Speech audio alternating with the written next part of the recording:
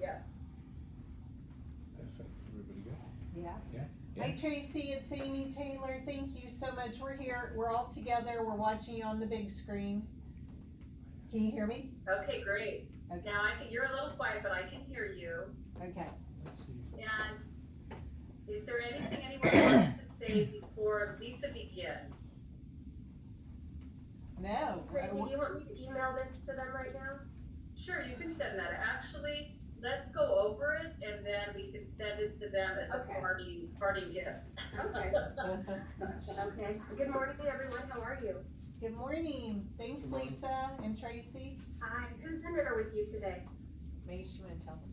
Yeah, so we have, I'm trying to, just a second, I'm trying to get the Tammy. video away. Yeah, we have, sorry, Tammy, Amy, Raj, Kasha, me, Ruth, Ed, and Angie.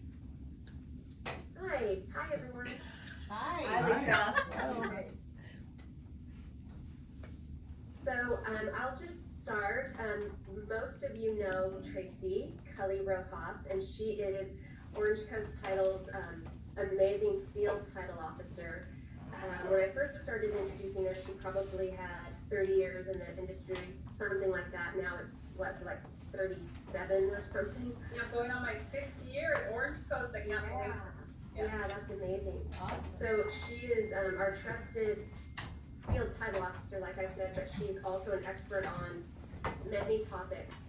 And so when Amy asked me to do a little talk on Prop 19, it's something that, I mean, I know a little tiny bit about, but it goes beyond me. So Tracy is an expert on this. So I wanted to have her on to help you guys understand this a little bit better. So I will just give it to you, Tracy. All right, good morning, everyone. I'm glad I was able to connect this morning. I think this topic is definitely a hot topic. I'm starting to get more questions now than ever, so this is great timing to have this conversation. And as always, you don't have to be an expert on this when it gets really complicated, because there are layers to Prop 19, and it can be a little bit more interesting than just the basics. You know, the assessor, I have a number for the assessor, we can always give it back to the client. And at the end, we'll make sure that you get a Q&A that is fantastic, as well as our slides that I'm going to show you today, in case you get questions from clients, because the Q&A that comes from the state that we'll send to you covers many questions that they may have, but the slides that I'm going to go through with you, we'll make sure you get a copy of. That way, if your clients have questions, you can send it to them. You're going to notice it's very straightforward. It's put together very well by the assessor. I kind of tweaked it a little bit, but the background's really clear, and the information, if they just go through it methodically, is going to make a lot of sense to them. As you all probably know, Prop 19 has 2 parts. It has the portion that's the base value transfer. If I want to sell my house and buy another house and take my low tax base with me, if I bought my property 20 years ago for the new property, I'm able to do that. And there are certain parts of Prop 19 that have broadened the old 60/90 when it comes to that, for sure. We'll get into that. And then the other portion is the parent to child transfers, which really got limited. So what they gave in the base value transfer, which is great for sales, they took away from the parent to child. So I'm going to share a screen with you, and I'll take questions in about halfway through. I think is probably a good time. Let me get down all the basics, and then I'll definitely take questions as well that you have. But I want to make sure you definitely go away with good basic knowledge about Prop 19. Now, Prop 19 at the core of it is the reassessment of property taxes, right? Reassessment of property taxes. Whenever a document gets recorded at the Hall of Records, whether it's a grant deed, quitclaim deed, affidavit of death of joint tenant, a decree of distribution, anything that gets recorded that changes the actual ownership of the property, it gets recorded at the county, but then the county assessor sees it next, and they determine, is that an opportunity to raise the property tax to the current market value of that base, or not? Is it exempt, right? So the core of Prop 19 is the reassessment of property taxes, and in California, that can be a really big deal. Some areas are taxes, property taxes up to 2.5%. In certain areas. Now the source you're going to notice on here, this slide that I'll make sure that you have again later, comes directly from the NSF assessor. This is a California state law, Prop 19. This is coming directly from the assessor. I did add this little note, references to the property taxes in this presentation are estimates, of course, and this conversation, this Prop 19 law does not affect the tax rate area. So every area within California has its own tax rate, 1.25%, on the taxes, or up to 2.5%. That doesn't get affected, depending on what area you buy in. What does get affected is the actual base value that the assessor has put on the property itself. So two different things. I just want to give that disclaimer. So Prop 19 again has two parts. The old 58 proposition and 193, those were parent-to-child transfers that you may be familiar with, those old laws. And of course, the old 60-90, those laws, propositions, were replaced as well with Prop 19. So I hear people ask about old 60-90 sometimes, and they may not be familiar, as I bet a lot of our homeowners are not. That Prop 19 has even gone into effect and what it is. So I would tell you this is a great icebreaker with homeowners. Not everybody knows about this law, and by the end of especially this portion, I think it's going to be really important to agents to know some good basics right about it. So just for marketing alone, but also for your transactions, how they can affect people to be able to move a lot more often than we used to be.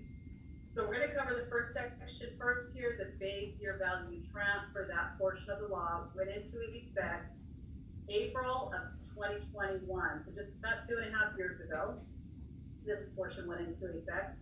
We're going to compare the old laws and the new, the old 60-90 versus the new Prop 19. We're going to compare those, and then we're going to do the math on it. The math kind of throws everybody off, but we're going to do that together on how to figure this out. It shows you here in the slide how to do that, so it'll help your client figure it out, the numbers. And the math on the taking your loan base with the new property versus the parent to child is different math. So I think that's why people get confused. I get a lot of calls about the math portion.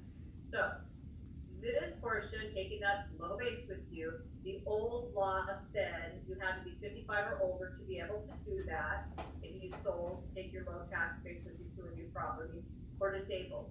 That portion has been broadened to include now victims of wildfire and natural disaster. In California, we have those. They've been on the news the last few years, especially I think the last 5 or 6 years, been a lot of flooding, natural disaster. So they've added that group, whether they're 55 or not, if they're a victim of wildfire and natural disaster, they can be included in that. So that got broadened. And now the old portion of the law relating to the transfer base value of principal residence, they had to sell within LA or Orange County and buy within LA or Orange County. For example, there were only, I think, 11 out of the 58 counties in California that were participating, and you had to buy and sell in the same county.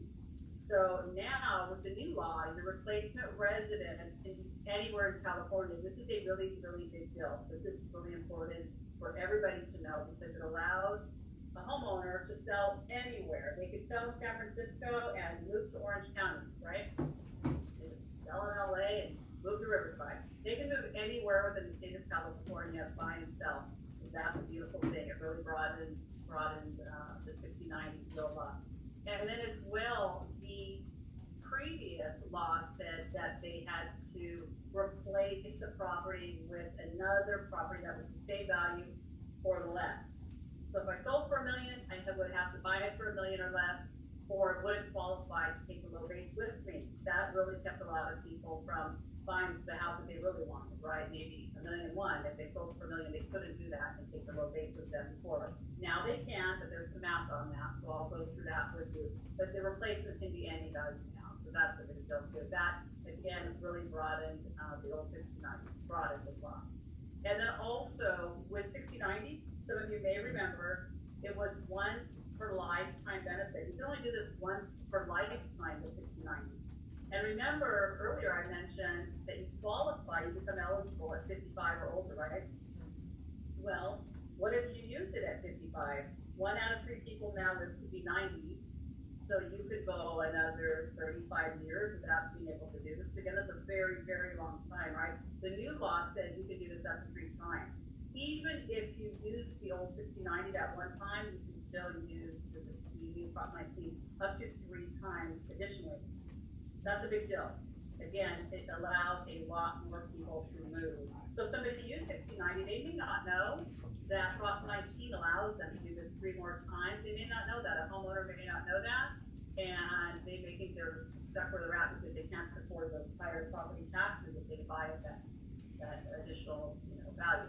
So keep in mind, that's really broad, and it's good for all you to know. The seller has 2 years to purchase or build their new residence. They have 2 years to complete both parts in order to qualify, and they have to apply for it. And just a reminder, anytime anybody's applying for anything with the county assessor, it takes some time. It can take months. The assessor in LA County, Jeffrey Crane, and I were on a panel, and he openly said, we're way behind on this, on getting these applications to move below base with them, so heads up. I had an agent tell a client it could be done very quickly. That's really not the case. You really don't want to promote that it'll be done really quickly. It will take some time. It could take months, and they will make it retroactive once it goes into place after the date that they purchase. So if they purchase after the result, so they will make it retroactive, but it's not fast. You're gonna take 6 months to be honest. I think really it's taking quite a while.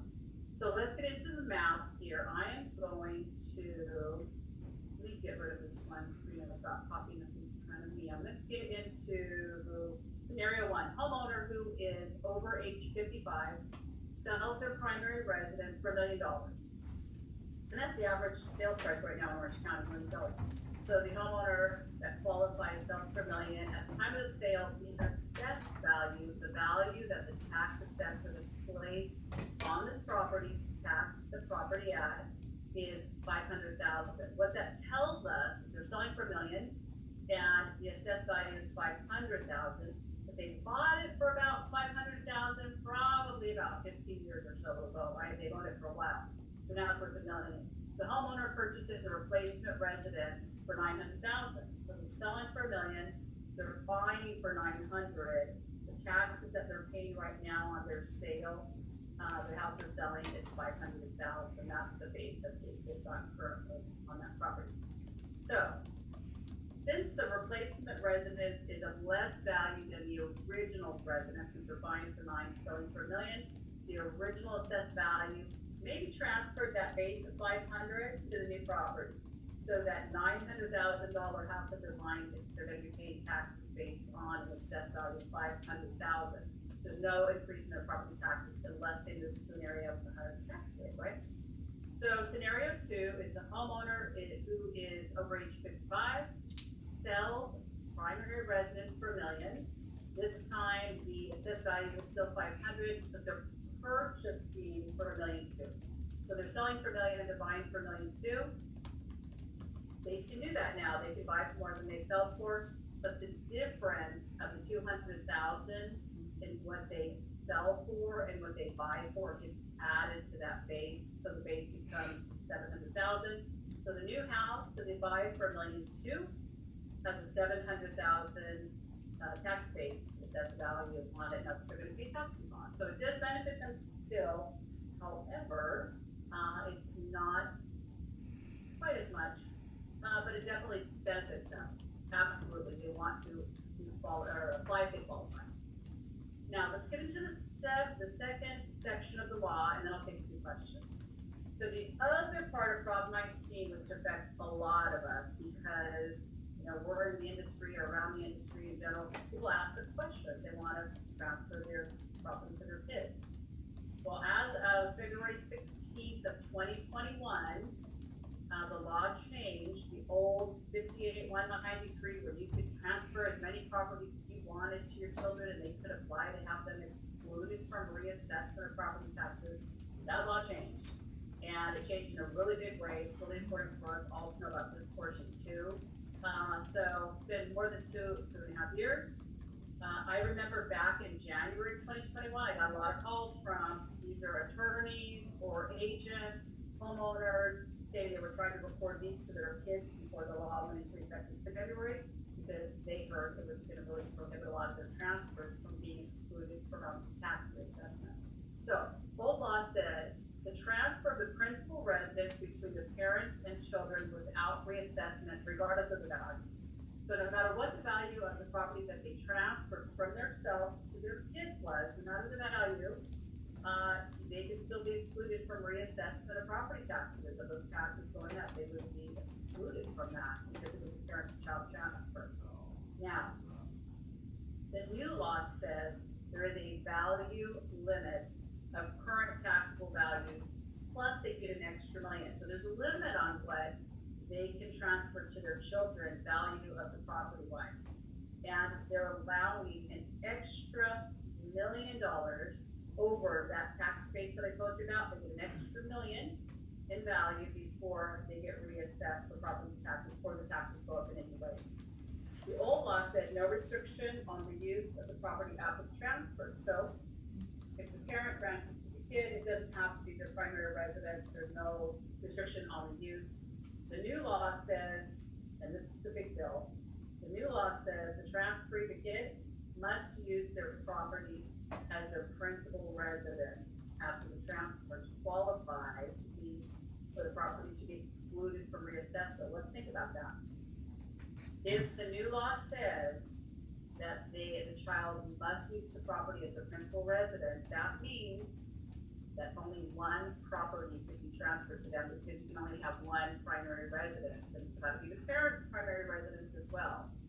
So the parents that are transferring property have to be transferring their principal residence. The child receiving the property has to use it as their principal residence.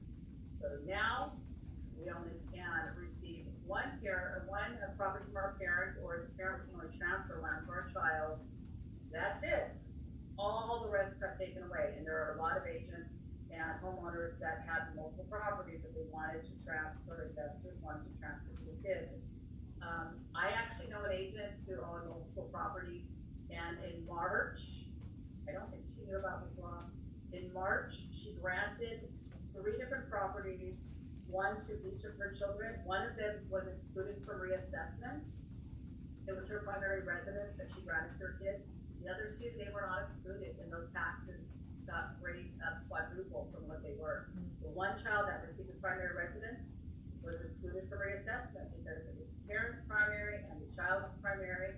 The other 2 got reassessed. She actually hired an attorney to fight that, and it's been 2 years and she has not won that battle. So, you know, it's a big deal. It really is good for homeowners to be aware of when they report those things, what it will trigger. The reassessment of those property taxes is really, really important. Now, again, the old law said transfer of up to $1 million in assessed value of properties other than principal residence. So before you could transfer even rental properties, right? And again, that's eliminated altogether. It can only be principal residence. Now, in this case, this portion of the law, it says that the child has only 1 year from the transfer date to file for the exemption, only 1 year. So they've got to do it quickly, and they would want to stay in touch with the assessor to make sure that they're processing that. I would do that if I was the child. Now, what everyone should know is that, especially the tax base value when you sell and you want to take your base for your property, that cannot be applied for until after both parts are done, after it's completed. So it's not done through the transaction, it's done after both parts have reported. Then the buyer reaches out to the assessor in the new property county and talks to the assessor about those forms and getting those applied for. So it's not done through the transaction, just for clarity on that. I've gotten a question about grandparents granting to their grandchildren. So this portion of the law, parent to child, can grandparents grant to their grandchild and still be excluded from the reassessment of property taxes? They absolutely can, but only if the generation in between the parents of the grandchild are deceased, both of them. So there is no generation in between, then the grandparent can grant to the grandchild, and if it's both of their primary residence, the grandchild can be excluded from the reassessment of property taxes. So that could happen, that does happen. Actually, I'm familiar with one case where that did happen. So this is something for everybody to be aware of. Now we're gonna do the math on the parent-child. Everybody ready for this? So this is a little different. This portion is done a little differently. At the time of the transfer, the assessed value of the parent's principal residence is $1.5 million. The current market value for that same property is $1.8 million, so they just bought it in the last 5 or so years. They bought it for $1.5 million, today if they were to sell it, it's $1.8 million. After the transfer, the child moves into the property, it's gonna be their primary residence, so they qualify to be excluded from reassessment. So in this case, you have to add the assessed value that they're allowed. Remember I said they're allowed an extra million over the base. So at the time of the transfer, the assessed value that the assessor, the tax assessor, placed on the property with the taxes on is $1.5 million.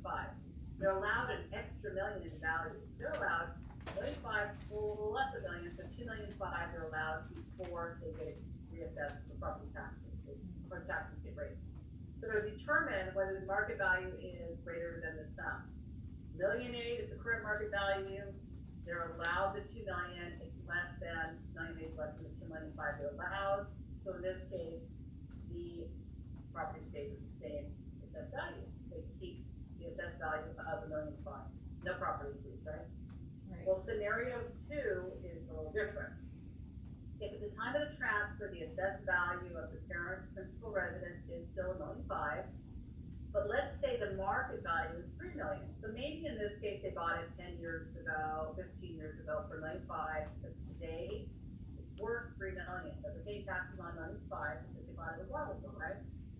So the market value is $3 million. After the transfer, child has to move in, study their principal residence to qualify. So you add the assessed value, that $1.5 million, plus again, they're allowed an extra million in value before they get reassessed. Then you have to determine the market value, is it greater than the sum that they're allowed? So the market value for this property is $3 million. They were allowed $2.5 million. So the difference between what they were allowed and the current market value has to be added to the base. So let me explain that. So if the current market value is $3 million, the difference between $3 million and what they're allowed is 2.5. The difference is 500,000. We add the 500,000 to the tax base currently, which is $1.5 million, and it's $2 million. So that new combined amount of the value would be $2 million, and of course, it's higher than what they were paying before. But having said that, they're gonna pay property taxes based on $2 million and not the actual current market value, which is $3 million, right? They're gonna be paying a whole lot less in property taxes if they take advantage of this than they would be. Big difference. They're gonna probably save $10,000, $12,000, $14,000. Even in that case, that scenario, they still would save quite a bit. So something to be aware of. Now, another thing I wanna mention, because I've been hearing it talked about a lot lately, is Prop 13. We've got a lot of talk on the news recently about Prop 13. When I was a teenager, back in the 70s, I remember Prop 13 even then being talked about. Prop 13 is the reason why in California, we have our low tax bases.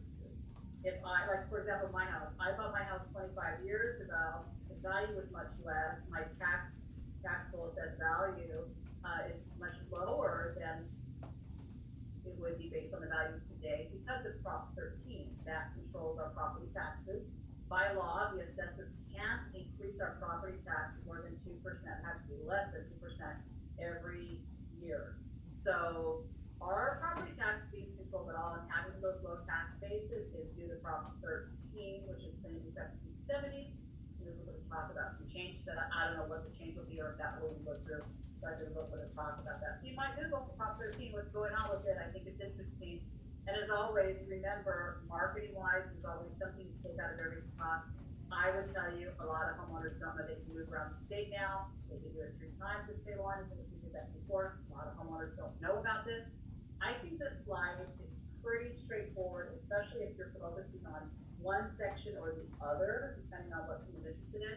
And, you know, it's pretty basic information. If anyone has anything that's more complex to transfer, they should really talk to the assessor. We want them to hear it directly from the assessor. I did get a question when I was on the panel with the assessor about, what if a husband and wife own property and one of them sells first, and then the other, or excuse me, they both sell at the same time, but one buys a new property, and then later the other one buys a new property. Can they both take that low base with them to their separate new properties? No, they cannot.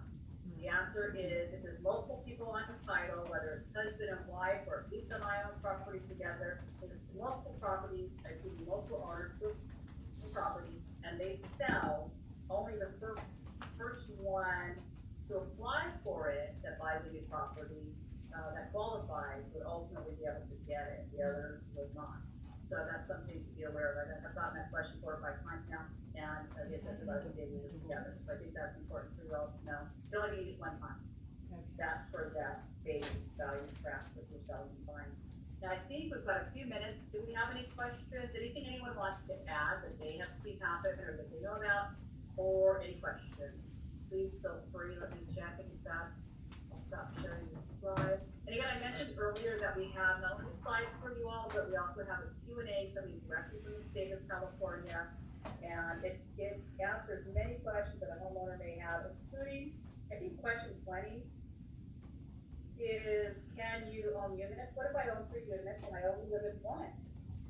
And I sell them, and I want to buy another property and take my probate from those 3 units because I've owned it for so many years to my new property. Can I do that? You can, but it gets prorated. So I think that's question 20. I've been asked about that many times now. Or if you had a duplex, for example, it's going to get prorated if that was your primary residence. I'm glad that we're able to share some information. I think that having the basics on topics that I talk about, like LLC, probate trust, you don't have to be experts, but it's nice for us to share with you what we know. So when you're in a room and people are talking about it, it's not Greek to you, right? You're kind of familiar. You remember talking about it. And then if you look at the slides later, share it and read the Q&A, I think you're prepared for the basic question and have your clients read this maybe before you even get into a conversation about it, so they're familiar. And then refer them to the expert, the assessor in the county with the movement of the sale. Any questions? Or Lisa, would you like to add anything to wrap up? Tracy, you did Lisa, great. I can't hear you, so unmute. Tracy, you did Sorry, I fantastic. muted myself. Okay, now, do you have a question at the office here? Yeah, thank you, Tracy. This was fantastic. You answered a lot of great questions. I'm dealing with a couple of divorce families, and that was good to know about that the first person that records or applies with the assessor will get that. So that was great information. That's really important. Can you imagine? And homeowners in general to know that, or just to know they can live anywhere in the state. I think that's really powerful. They can do it anytime. You know, we have older people that have taken advantage of 60/90, but they can still live for another 20 years. So I think it's great for them to know that money. And I like what you said, that if they've already taken advantage of 60/90, you're saying they can get 3 more times after that? That's right. So it really got broadened. That base value transfer, that law 60/90, it's a game changer. What happened in Prop 19, it got broadened so much. Yeah. Raj? Yeah, this is Raj. Hey, I apologize if you already kind of covered this. So what if, your primary residence right now, and then you buy another property as your new primary residence, so you keep the existing one as an investment property, what happens then? It seems like you can still transfer your tax base, correct? Or you can't? Yeah, I missed part of that. Lisa, did you catch all of it? Yeah, so my question was, your current primary residence, instead of selling it, you keep that and convert that to an investment property and buy a new property and make that your primary residence. Does this rule apply? What it applies for only is if you sell your primary residence, you sell it. Got it, okay. Sell it. You have to sell your primary residence, it's gotta be your primary. And if you buy a new primary residence, and it only is in effect as long as it's your primary residence. But when you purchase the new home, even if it turns into an investment property, then it changes it and you don't qualify any longer. So it's gotta be a primary residence to a primary residence, and it's gotta be a sale, by the way. Got it. You can't just move, it's gotta be a sale. Good question, Raj. I wasn't even about to ask that. Good question. Thank you. Lisa.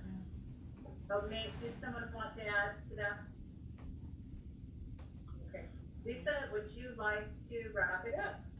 Sure. If anybody noticed, Diana's on here too, if you have any quick questions Oh, for never mind, Diana. Hi, how you been? Oh, I saw Autumn, I admitted you, but I didn't know that that was you. Good, you're right minded, so I couldn't see your face. Oh, yeah, I have a background. Yeah, good, really good. Really good. Yeah, thank you so much, Tracy, and I hope everyone got a lot out of that. If you have any other questions, let me know, and I'll get those questions to Tracy. I also just emailed over the informational Q&A that you sent over, so I emailed that over to mostly everybody over there, but if you can share it, that would be great. But does anyone else have any other questions? No, thank you, Lisa. Thank you so much. I appreciate it. Thank you, Tracy. Thank you, thanks for joining. I'm happy to always, as always, to bring information. I'll see Thank you you. on the next one. Thanks so much. Thank you. Thank you. Thank you, guys. That's great information. That was Wow. really Wow. good. Very good. Yeah. That was a good question you had. I didn't even think about that. Yeah. You know, like, Can we just, yeah, can you use, Yeah, you can cut it off, yeah. Can I introduce Andrea real quick? Yeah. This Hi, is I see Andrea. Hi, She's new to our team, but not new to real estate. She's sold and had a successful business back in Indiana. Good, you got And near Chicago, though. Yes. And she's been out here for a few years and building her business here in California, but decided to join the right team instead of yes. the wrong team. No, just kidding. But she actually still has a team she manages back in Indiana too. Yeah. So she's. Do you want to add anything? No, I Tell think, a little about I your family think life, you too. nailed it a You bit. got two but Yes, daughters. I've got 2 daughters. I homeschool, so my plate is always full. If there's ever a little room on the calendar, I for some reason am committing it to something. So I just have that personality. Like I can't sit, so it's always more, and just trying to direct it in the right places. So I'm very excited to have found this team and you guys because I think it aligns a lot more with how I did my business or continue to do business in Indiana. And coming here, I thought you guys didn't exist here. I kind of felt like I was in a world of agents that just do business differently. And so it feels good. I feel like I'm at home before I've even gotten settled with you guys. So if I can help you at all with anything ever, I'm a team player 100%. So Oh, we don't help one another at all. no, right? It's like an island. We can all do it by ourselves. Yes. How old are your girls? I have a freshman and a 3rd grader, so 8 and 14. Okay. Yeah. So prayers needed. No, just kidding. Yeah, That's I love awesome. them at different times, you know, different days. Yeah. Take turns. Well, you do have a full plate. Good job. Yeah. Yeah. Like I said, I'm having conversations with all my clients on all this. Capital gains, most sellers, like I told you guys, that have bought in the last 4 years or longer, they're seeing capital gains. Even so, I'm having these conversations. What she shared with us can set you guys apart amongst other agents, first and foremost, as well as you can hold your own around with the seasoned agents. This information was great. I love how she compared the old and the new, and now you guys understood Prop 60 and 90 because we talked about it for a brief second before to see. So again, I'm not gonna I was gonna break it down and tell you, but I thought she did a great job. I think the first part, that the 55 plus transferring the tax, it's been a good thing. The inheritance is a harder thing. I do have a client that is inheriting, and most often they're forced to sell if they're not gonna move in and make that their primary residence. But that's good for us. No, Yeah. just kidding. Yeah, good for Just us. teasing. Not, But yeah, for families, it's not always the best. No, yeah. And I didn't know. I knew you could do grandparent, child, or parent, child, grandchild. But I didn't know that the parent had to be deceased also. I didn't know that. Yeah.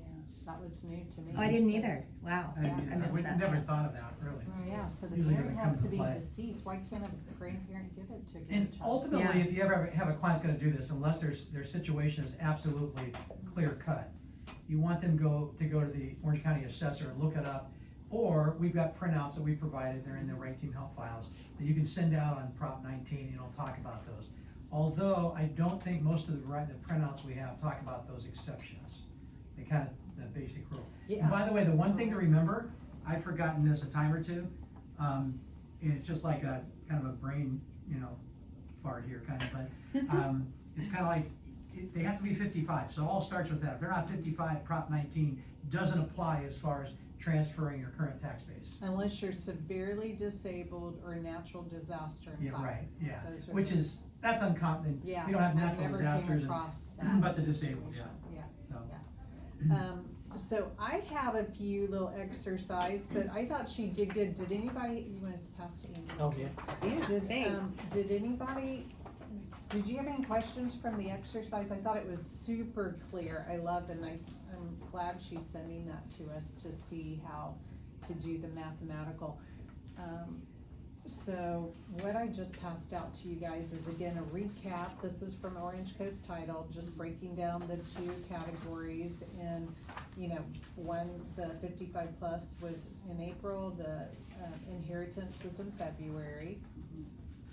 Now, the second page of what I have given you guys, and we can do this on the app or the computer, if you guys have your Orange Coast Title. I'll pull it up on my computer, and I can do it online.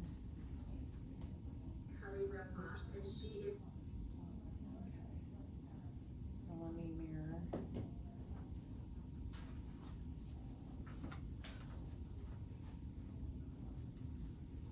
What we'll do is, if you guys want, we'll do a couple of scenarios of the Prop 19 on our app, on the Orange Coast Title app.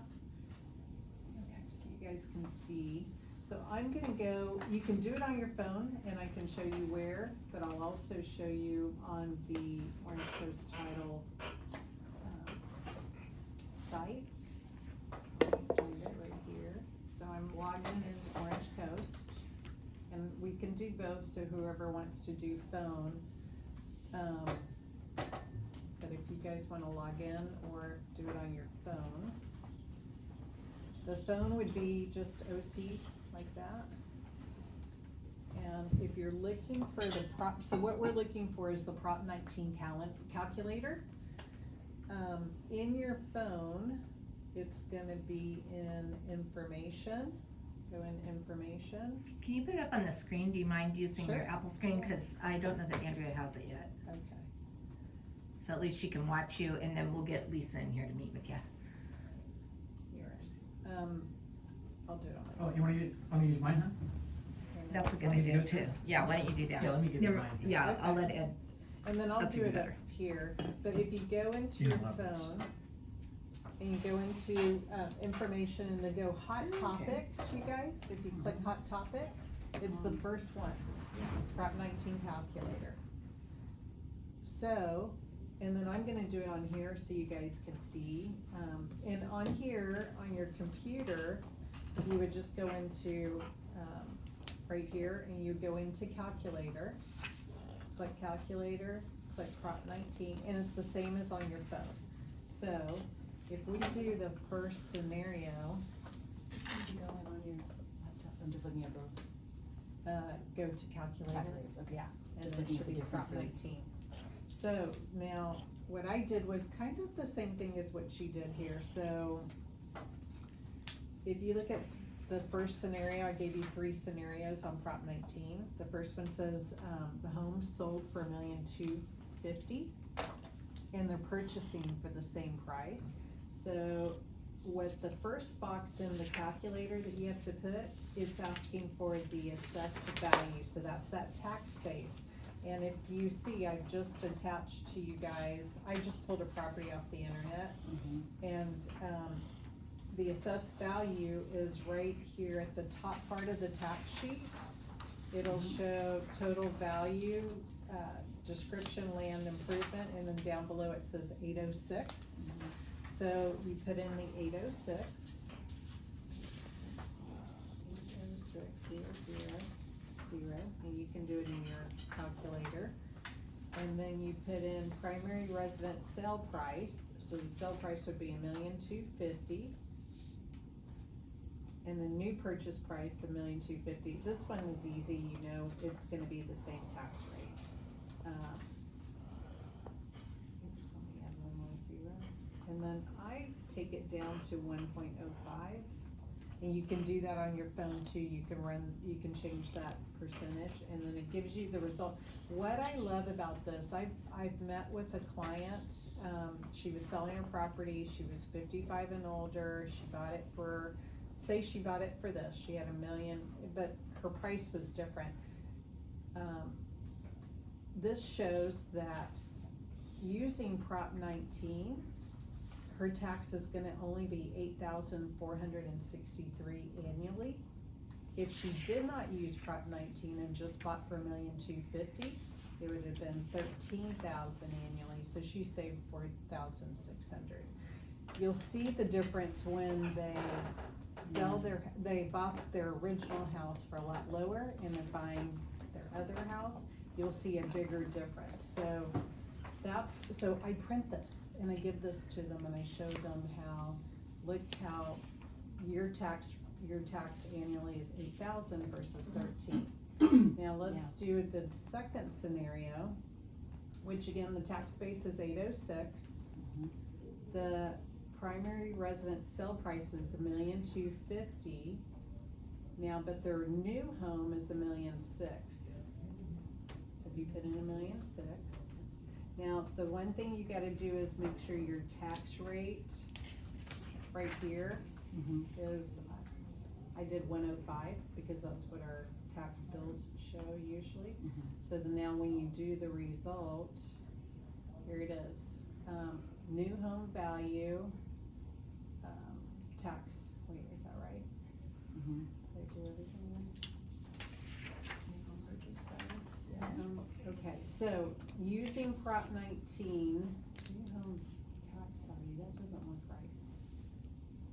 125 and then 6, yeah, that looks right. Result.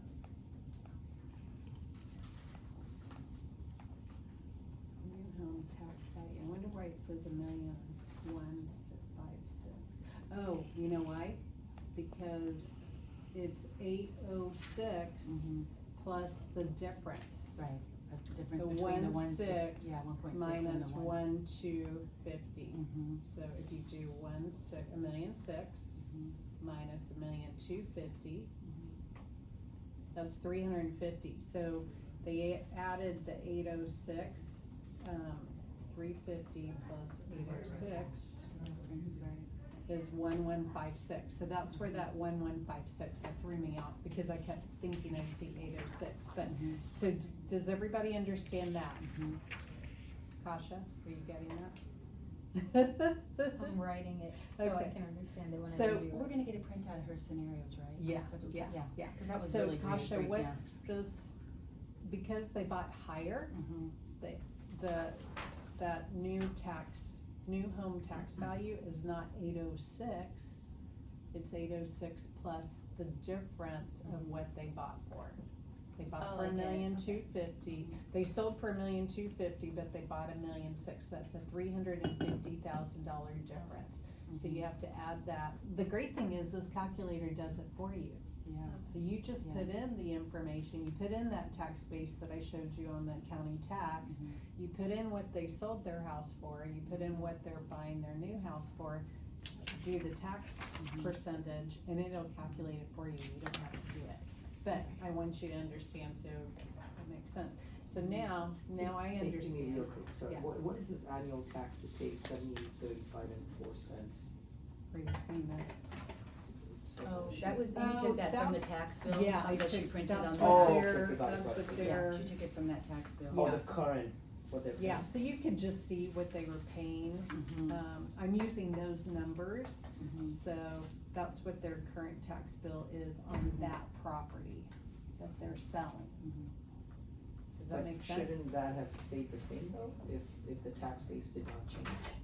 I'm just showing you what it was Well, their at the tax base time. isn't changing, but the amount they're taxing is. So she just, in other words, so like, for instance, if it was me, like, let's say I paid $7,800, last year, but depending on my new purchase, she's just showing them comparatively, like, you were paying 78, but because you're buying a more expensive home, they're gonna add the difference to your current, to your assessed value, so so this is what you're paying now. And So Amy's that's just using that as a comparative. No, but that's second scenario, right? Like if you look at the first scenario. Right. It's still just showing It's you the what same, their it's tax still what Oh, their it's- original oh, got it. tax were from before their- they, Oh, on their got it. original from home. that property. Yeah. Okay. Yeah, that's, yeah, that's Right. just showing you what the taxes that they. Right, Yeah, I didn't even have to put that in. yeah. I really didn't, but, okay, so back to this scenario, they sold their home for $1,250,000, they're buying a new home for $1,600,000. The annual tax to pay using Prop 19 is $12,138. Now, if they didn't do Prop 19, they would have paid $16,800, that's about a $5,000 savings a year, times 10 years if they're living there, that's $50,000 they're saving. So, So do they have to apply for this before they buy the new house, or? no, no, It's it's fine after after? they buy their house, then they have to apply with the assessor. And I Does have, escrow do that, Amy? no, Does escrow do no, this through the the assessor? seller has to. The seller do has it. to do it. And Yeah, that's 2 and years, I right? You have to do attach- it within 2 years, is that what they said? No, And that's this one. no, I thought they said something about you have 2 years to apply you have for it. 2 years to buy another Oh, you property. have 2 years to buy. From the time you property. sold, Okay. yeah. I would say you wanna do it as soon as possible. I attached this form for you guys, you can find this on Lisa Bedova's site. Okay. She has everything about Prop 19, you can pull up the form, and then your client just has to fill this out and send this to the county. So Amy, let me ask you too, so when they put escrow, of course, that's, they're doing this has to be done after, and then